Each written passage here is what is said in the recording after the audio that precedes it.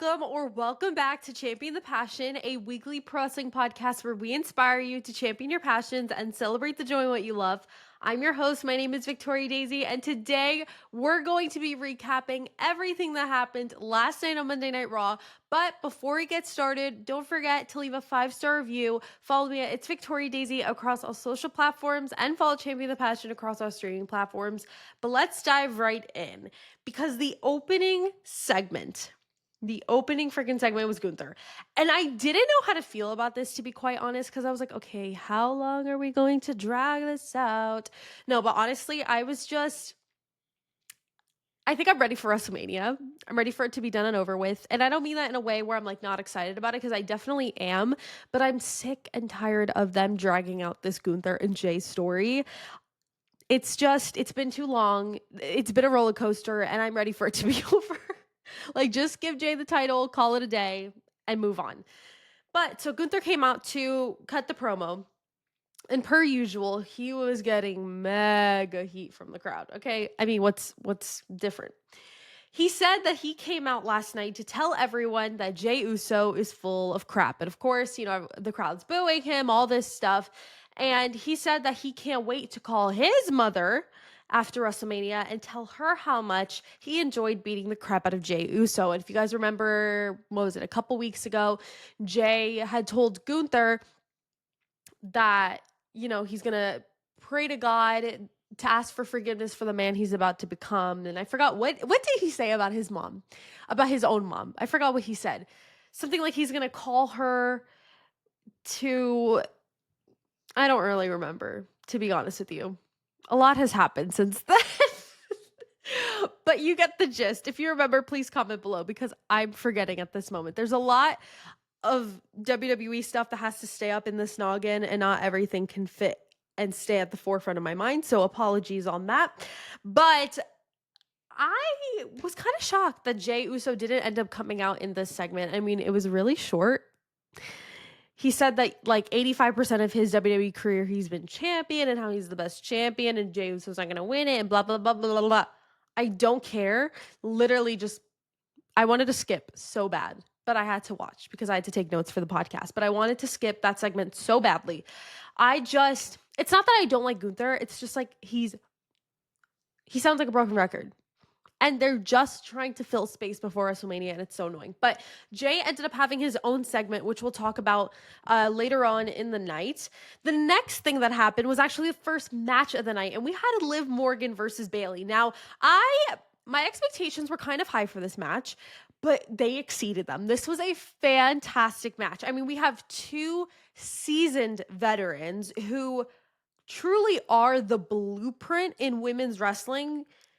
And they had such a clean and entertaining match. I don't even think there was any botches, which was so awesome. And I mean, they work so hard to perfect their craft, and it shows. You can see it. I mean, we know Liv Morgan is one of the, if not the heart and soul of this women's division, and stuff like that really shows. And with Bayley, I mean, she's one of the 4 horsewomen. So she's come to a point where in her career where she is just 10 steps ahead of everyone in every way possible. And I love it. And both women, I feel, had such a great showcase and just worked so well together, in my opinion. But in the end, Bayley won, which pissed me off, okay? Because I swear, if Liv and Raquel lose those freaking tag team titles to Bayley and Nia, Lyra, goodbye, excuse me, Bayley and Lyra at WrestleMania, I'm going to crash out. I'm going to have a Sasha moment. And if you guys know what the Sasha moment is, you might think, oh, Sasha moment, like, oh, she's gonna like leave, peace out, leave the chat. No, if you guys are OG listeners to this podcast, you know the Sasha moment, or the Sasha Banks moment. It's a story that I've told on this podcast before, where it was WrestleMania 32 when Sasha was in that triple threat match against Charlotte and Becky for the inaugural women's championship. And, you guys know Sasha's my girl. Mercedes is my girl. And so, I cried for about 10 or 15 minutes straight after that match. And so my family and I have that joke about a Sasha moment. So I always say it on this podcast. Basically, it just means I'm going to crash out. So if Liv loses the freaking title, I'm going to lose my mind. I'm going to have a Sasha moment. Moving on to try and take my mind off of that because it's already getting me angry.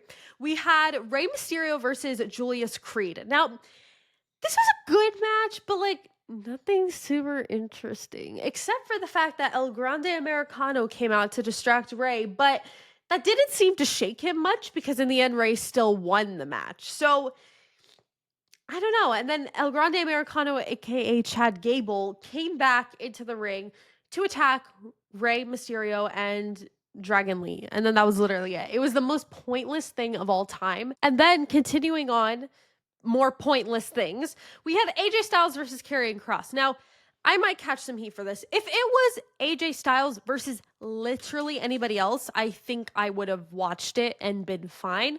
But I have -0 interest in Karrion Kross, and I think a lot of people do as well. So, I mean, I don't know what this booty booking is, but it literally needs to stop. I'm over it. And I mean, this match, it wasn't terrible, but it wasn't like I was on the edge of my seat, you know?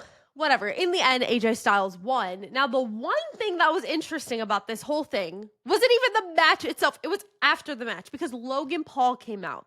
And he came out to continue being the ultimate troll that he is, which I love. He basically came out to show AJ who he's fighting, and he showed him a video package of himself.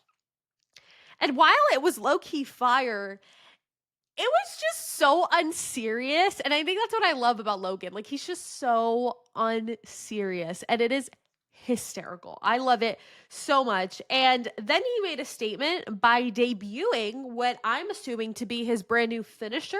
He got into the ring and did it on AJ. And I mean, it was an incredible move. I've never in my life seen anything remotely near what that was. And it just got me so freaking hype. So megally hype. That's not even a word. Oh my God. I meant to say mega hype, but then it didn't really come out the same way. Whatever. Next, we had a Jey Uso segment. We finally got to hear from the man, the myth, the legend, the Yeet Master himself. So Jey came out in all black, just like last week, to try and act all serious, you know? But it wasn't quite working because at the very end, he honestly just gave up and just yeeted. And I know how bad and how hard that must have been for him. Like, I know he wanted to yeet that bad. And he did, because last week he tried to act all serious and it wasn't working, you know? But before all that happened, he got on the mic to say that last week he said everything he needed to say to Gunther. But people have been asking him where his mind is at. He said that he's crashing out, but also locked in at the same time. And he has never said anything more truer in his entire life. I can't explain to you how real that is, crashing out, but also being locked in. Like, that is the human experience right there. And I love that he said that. Then he said, after listening to Gunther talk earlier, he said that he's mad and he's afraid of Jey Uso, which, I mean, no lies detected there. And then he said that on Saturday, not only is he going to get Gunther, but he's going to get the World Heavyweight Championship. And I swear, if Jey Uso wins, I'm going to cry tears of freaking joy. I don't even know what I'm going to do because, like, obviously he's probably going to end up winning. And I just feel like that's going to be the most euphoric moment of life entirely for everyone involved. I'm gonna cry. Just like I cried when he won the Royal Rumble. I was there for that. So I had every right to cry. But this, while I will not be there, I'm still gonna cry. It's gonna be so good and I freaking cannot wait. Next, we had technically like the main event, but not really. It's the main event match, but not the actual main event, if that makes sense. We still had a segment after this. So we had Penta versus Finn Balor. Now this was a fantastic match, okay? Both of these men are truly extraordinary, okay? And putting them both in the ring was so electric. I mean, it was so exciting because it was like it's like we're getting a preview for their match. What is it? WrestleMania Sunday, I think. I don't remember when their match is. I think it's Sunday though. That fatal four-way that they're in for Braun Breaker's Intercontinental Championship, and getting to see just the two of them light it up in the ring was so exciting. But to know that we're going to add Braun Breaker and Dominic Mysterio into that mix is going to be just so amazing. I cannot wait. You guys know how much I love Penta. Oh my gosh, he's my king. I love Penta so much. I could rave about Penta literally forever. The day he stepped foot into the WWE, I haven't shut up about him every single week. If you have been listening since the very first episode, which my very first episode of this podcast was January 7th, of 2025. It was the day after Raw debuted on Netflix, and that was his debut. And literally ever since then, I just haven't shut up about Penta, excuse me, because I just love him that much. And I think he's just that much of an icon. But of course, the fun didn't end there because the Judgment Day came out to distract Penta. And then Braun Breaker came out, and he ended up interfering with the match. Therefore, it ended. So, wish it wouldn't have ended that way. He could have came out after the match, but he decided to do that then. And he absolutely cleared house, okay? And he was spearing people left and right. But then Penta dominated because he was able to counter Braun's spear and take control of the entire moment and be left on top in the end, which was so exciting. I loved it so much, and I truly cannot wait for that match. Also, I just wanted to let you guys know that this Thursday, so what is that, in 2 days, I will be doing my official WrestleMania 41 nights 1 and 2 previews alongside my NXT Stand and Deliver previews as well. I still have to figure out the details, but I believe they will be 2 separate podcast episodes. So on Thursday, look out, turn on your notifications everywhere you listen, because earlier in the day, maybe around like 12 or 1 Eastern, I'm going to be posting my Stand and Deliver preview, just like a part of my podcast. And then later on in the evening, maybe 5:30 p.m. Eastern, don't quote me on that. Give me grace. It might not be on those exact times. I'll post the WrestleMania one. So keep in the lookout for that. It's going to be 2 bonus videos, 2 bonus podcast episodes on Thursday. And then, yeah. I'm trying to figure out if on Saturday I'm going to do a SmackDown recap, only because I probably could. That one's probably going to get uploaded like early in the morning because we got Stand and Deliver at 1 p.m. So I probably am going to do like a morning episode with that one. And then I'll talk more about my posting schedule at the end. But let's get into the main event segment for the triple threat match happening at WrestleMania 41, night number 1, the main event, with Roman Reigns, CM Punk, and Seth freaking Rollins. Now there's a lot of tea going on. So much drama. I am literally living for it. So, right, literally seconds before this segment happened, we actually had a bit of tea time in the parking lot. Well, I don't know if it's the parking lot, but like backstage-ish. So Paul Heyman and CM Punk were kind of just sitting down on this production box. I don't even know what they were sitting on. And they were just talking, and Punk wrapped his arm around Paul, and they were just having like a friendly little moment. And then, of course, say his name and he appears, Nacho Hendry, Roman freaking Reigns, pulls up in this Cadillac Escalade looking car and comes out, sees Punk and Paul, and loses his marbles and storms off to the ring. And it was so exciting. I literally got goosebumps everywhere. I was like, let's freaking go. So Roman Reigns and Paul Heyman came out, and Paul knew he was in deep doo-doo. So he came out with him trying to act like everything was okay. But the tension in the room between Roman and Paul was high. It was so intense. I could feel it through the freaking TV screen. I mean, then Roman got on the mic to absolutely clock Paul Heyman, and he was being such a diva. It was so iconic. He said that he's thankful to the fans for never betraying him, unlike Paul Heyman. And I was like, wow, here we go. Then he proceeded to ask Paul Heyman, why did you betray me? Paul then responded and said that he didn't betray him. He paid back a favor that he owed. Then Roman went on a whole tangent about how he feels like he's getting screwed over with this favor, blah, blah, blah. Then Seth Rollins comes out. And we all know Seth is the little instigator in this situation. He's always an instigator, and we love him for that. So Seth said that this triple threat is the most important triple threat match in WrestleMania history. And that the right thing to do is end Roman Reigns. He said that the winner of this match will define the future of this industry. Then Seth cooked because he said that Paul Heyman is not in CM Punk's corner at WrestleMania 41 by chance, but by choice. Do you see what I mean by the instigator part? Then, for the first time in his lifetime, Roman Reigns agreed with Seth Rollins and said that he was right about everything he had just said, which I definitely wasn't expecting. And then another thing I wasn't expecting, Roman said that Paul made his choice and now he's going to make his. And when he said that, he kind of positioned his body to kind of look like he was going to stand next to Seth. And I was like, wait a minute. Are we getting Shield 2.0 right now? Right now? Are you kidding me? I was about to have a panic attack as somebody who literally grew up and saw the debut of the Shield all the way to the day they broke up and the aftermath. I lived through it all. I saw them live. I was an OG Shield girly. So I was about to literally have a panic attack right when that happened. I was ready to go.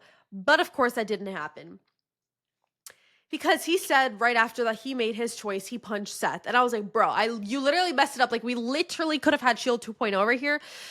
But it's okay. I have a theory on why we're still going to get Shield 2.0. And I say 2.0 because obviously Jon Moxley is not coming back to WWE anytime soon. But I will speak more on that on Thursday's WrestleMania preview episode. But then,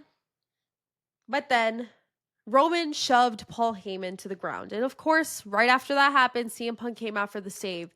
And he started going at it with Roman. Then Roman got back in the ring and it was just his whole thing. But then we had the most gag and a half moment of this entire 2.5 hour show, because the most triggering yet nostalgic thing happened. Seth Rollins decided to give Roman a chair shot. Now, to those who did not live in the Shield era or aren't too familiar, that is the reason why the Shield isn't together anymore, because Seth betrayed Roman, betrayed Dean Ambrose back at that point. And why the way he did that was by giving Roman a chair shot. And so it's happened a couple times since, but it's like the most triggering thing to Roman. And it's like low-key kind of funny because he like crashes out right after. But again, Shield girlies unite. If you know, you know. I literally had goosebumps down my spine when he did that. I was like, and the crowd popped. It was like such a cool moment. But then that was the end of the segment. And now I'm kind of like, okay, what's next? You know, right now we know Roman and Paul are not on good terms. And, you know, Paul is now in CM Punk's corner for WrestleMania. And so he's kind of like spreading his wings from Roman now. So that's kind of like out of the picture. So now we're like, okay, he's going to turn and be with Punk, right? That was the original theory, but it's happening now. Then now we're starting to jump on the train. Well, what if Paul does a double turn and goes with Seth Rollins, which obviously could happen. I don't see it happening, but it could happen. But something that I do not think, and I can guarantee we're not thinking of, is option number 4. What if Brock Lesnar returns? And you're probably like, what the hell, Victoria? Why would you say that? Well, I don't know, because he might be one of the OG Paul Heyman guys. And what if he did like a triple quadruple turn and had Brock Lesnar return? What if the favor for Punk was to have Brock Lesnar return so that he could guarantee that win for CM Punk in the main event? Hear me out. You can't say I'm wrong. You can't say it's not going to happen because we don't know. You don't have the script in front of you. You don't know. You can't say that for sure. So what if a girl can dream? Hell, and then you know what can happen from here? Punk, Paul, Brock, new faction. or something. They all join forces, OG Paul Heyman guys, with Paul Heyman. They go after Roman and Seth Rollins. Do you see where I'm getting at here? Then at SummerSlam, hear me out, let me cook. We could have Brock Lesnar and CM Punk versus Roman Reigns and Seth Rollins. That's how we get the Shield reunion. I mean, come on. I would lose my marbles. Like, actually, I'd lose my mind. I would have a crash out. I can't even think about it because I'll get too excited. And that's probably not going to happen. But we know that Brock Lesnar, while he's been gone for a couple years, he is yet to be taken off the active list of the active roster list of superstars. Because usually when somebody leaves and isn't there for a long time, like years, they just put them in the alumni section or they remove them from the active roster, but he's still on there. He's been on there. And what if we make it the most WrestleMania main event worthy moment ever by having a huge return like Brock Lesnar? We know that Roman and Seth do not like Brock. Okay, they don't. So that could be another force driving them together. And Roman and Seth do not like each other anymore. We know that, but they have said that they still love each other. They're still brothers. And, if they do still consider each other family, what wouldn't you do for your family? Even if you don't like them. I mean, I don't know. I don't know. That's my delusion. And I'll leave you with that. But let's get into my overall thoughts. I thought it was a pretty solid show. I mean, I was expecting a bit more.